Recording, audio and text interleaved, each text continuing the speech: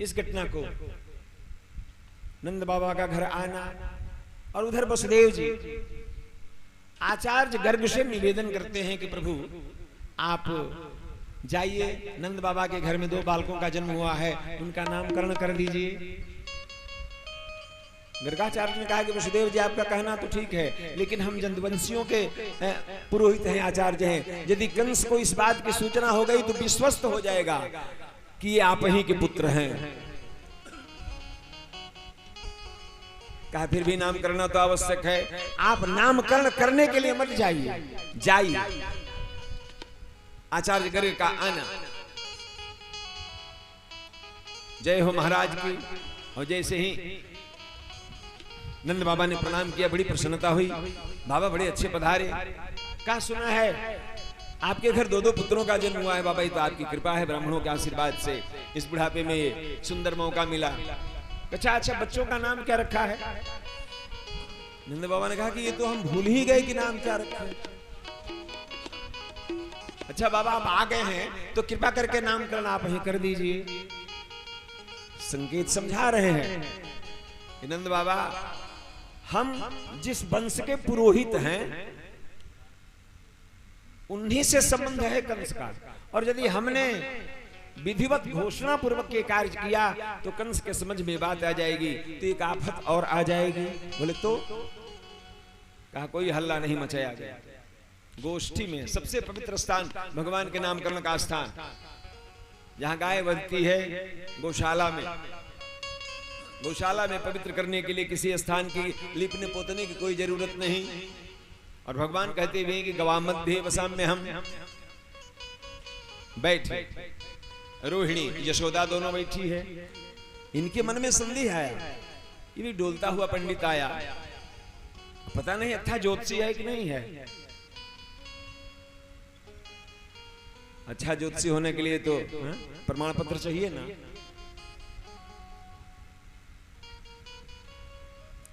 रोहिणी कृष्ण को लेकर अपने गोद में बैठी और यशोदा बलराम को लेकर अपने गोद में बैठी, सामने बाबा हैं। कहा महाराज इन्हीं बच्चों का नामकरण करना ही हमारे बच्चे हैं।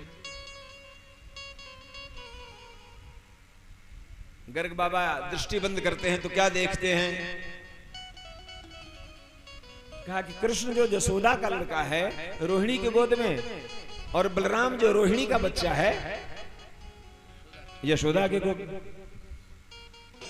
और नाम करने लगे, नामकरण करने लगे, बैठे हैं,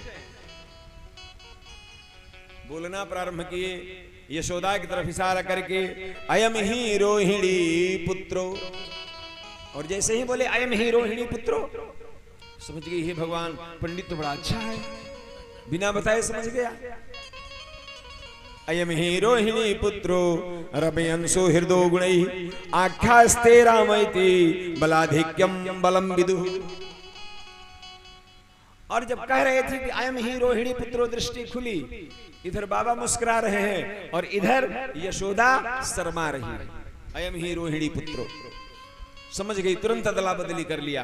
कहा कि पंडित तो 1 नंबर का है, और पंडित 1 नंबर का है तो भाई दक्षिणा में कुछ कमी नहीं होनी चाहिए। बोलिए बाल कृष्ण भगवान की जय। कुल विधि खलिए हुई का नामकरण की दक्षिणा चाहिए नो। बोले अयम ही रोहिणी पुत्रो,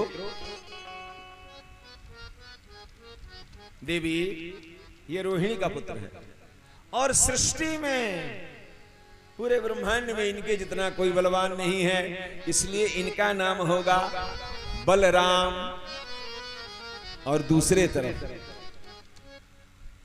जब नाम रखना प्रारंभ किए तो बुद्धि चकरा गई, इनके नाम अनेक अनोखा, इनके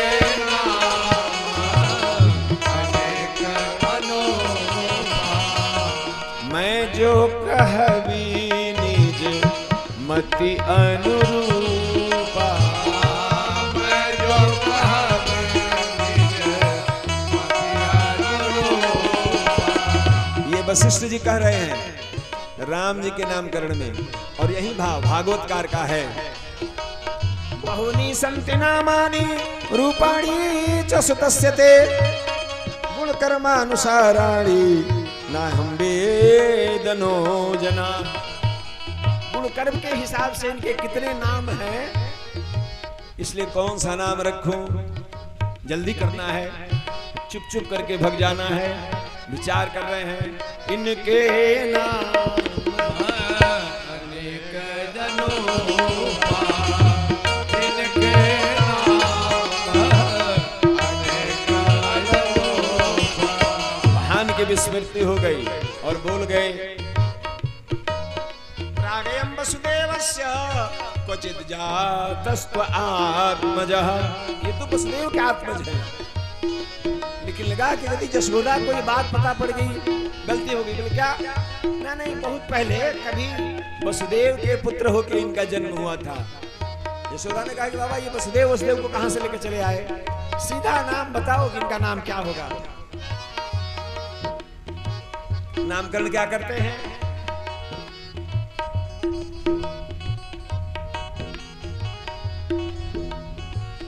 कालेन वृतल्पेन गोकुले राम केशवौ साकर्षण इति विख्यातः कृष्णं सा इति कथ्यते। बहुत इनके नाम हैं, अनेक रूप हैं, लेकिन इस समय कृष्ण रूप में आए हैं। बोले कृष्ण क्या मतलब? इतना उल्टा नाम मत रखो, बोलने में आराम से जो बोला जा सके। ये कृष्ण क्या है? सद्य आकर्षति यह सा कृष्ण, जो देखते ही अपने तरफ खींच ले वो कृष्ण है। कृष्ण और बलराम। यशोदा अम्मा ने कहा कि बाबा ये बोलने में बड़ा टेढ़ा है, इतना टेढ़ा नाम क्यों रख दिया? बोले तो माता जी ने अपने हिसाब से नाम रखा कि बाबा ने भले कृष्ण और बलराम रखा हो, लेकिन हम तो कृष्ण को कनुआ कहेंगे और बलराम को कहा बनुआ कहेंगे। कलुआ बलुआ नाम रखा गया। जल्दी जल्दी नामकरण हुआ। इनके नाम अनेक जनों का, इनके नाम अनेक जनों का। मत अनुरूप मैं जो कहवी निज मत अनुरूपा। माता जी ने अपने हिसाब से नाम रख लिया, नामकरण हुआ। इस बीच में गर्ग संहिता में एक कथा आती है। कहा कि बाबा आप आए, नामकरण किए तो भोजन करके जाइए। गर्गाचार्य ने कहा कि हम ब्राह्मण आदमी गोपू के घर का, हम तो किसी का बनाया हुआ खाते नहीं है। तो हम लोग हैं कि हम लोग किसी के हाथ का बनाया हुआ छोड़ते नहीं।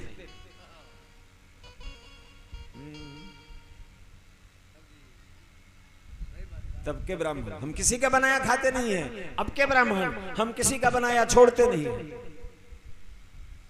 और ब्राह्मण के पतन का एक ये भी कारण है। लक्ष्मी कहती है कि 6 बातें जहां होती है वहां नहीं जाती हूं मैं। बोले क्या? का कुचैलिनम दंतमलोपधावनम, कुचैलिनम दंतमलोपधावनम बहवासनम निष्ठुरभासनम च सूर्योदये चास्तमिते सवाने भूमिंच्युतस्त्रे यदि चक्रपाणि। भगवान विष्णु में भी 6 दोष आए तो लक्ष्मी भग जाती है। बोले क्या? कुचैलिनम, जो महिला कुचैला रहता हो। दंतमलोपधानम, जिसके मुंह से दुर्गंध निकलती हो। और तीसरा बोला बहवासनम। बहवासन का 2 अर्थ है, बहुत खाने का 2 अर्थ है। बहुत क्वांटिटी, जो बहुत खाता हो, और बहुत जो बहुत जगह खा लेता हो। भोजन अपने रसोई का पवित्रता के साथ, ये भगवान का आदेश है। बहुत खाने वाला दरिद्र, तो हमको जहां मिल जाए जो मिल जाए, हम किसी को छोड़ने वाले थोड़े हैं। और यदि हम छोड़ने वाले नहीं हैं तो हमारा संबंध भगवान से छूट जाता है, अपनी सत्ता से, अपनी संस्कृति से छूट जाती है। पंडित जी ने कहा कि नहीं, हम कहा बाबा बना लो अपने हाथ से। अब तुरंत वहां क्या कमी, खीर की सारी व्यवस्था हुई।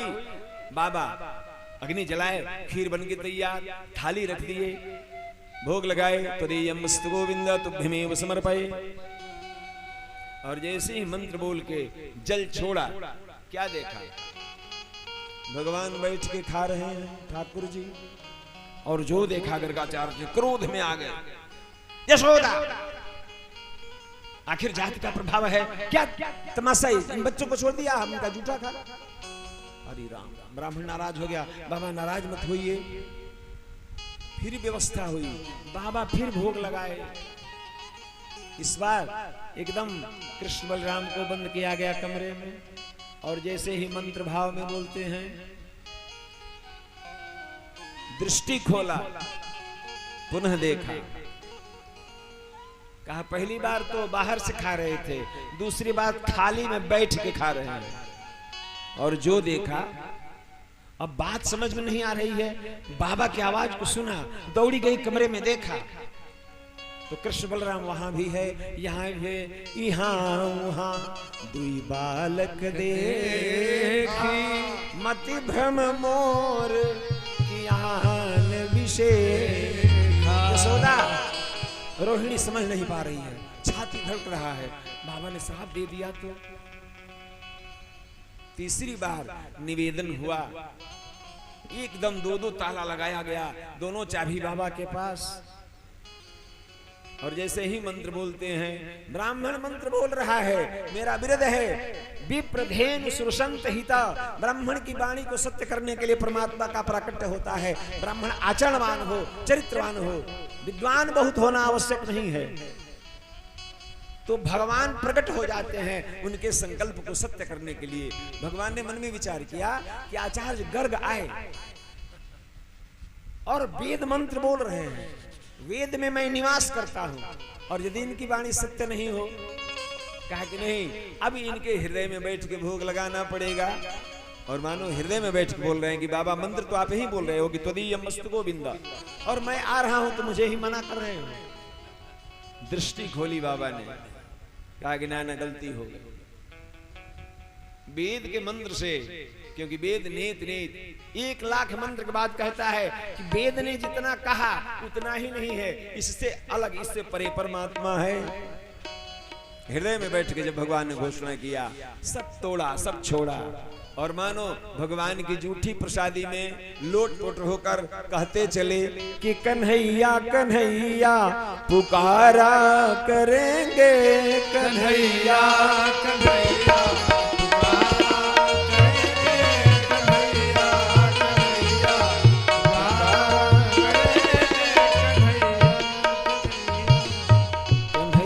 कन्हैया पुकारा करेंगे, कन्हैया कन्हैया पुकारा करेंगे, कन्हैया कन्हैया पुकारा करेंगे। लताओं में ब्रज के गुजारा करेंगे, लताओं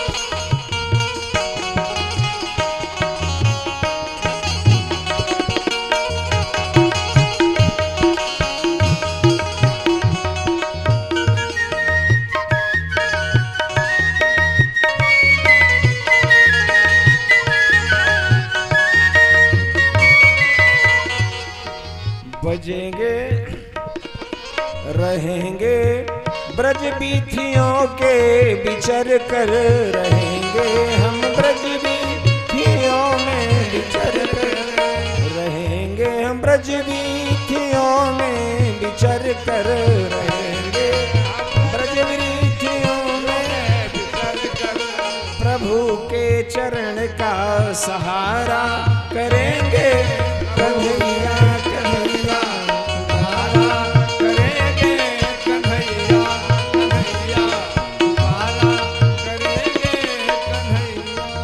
कन्हैया कन्हैया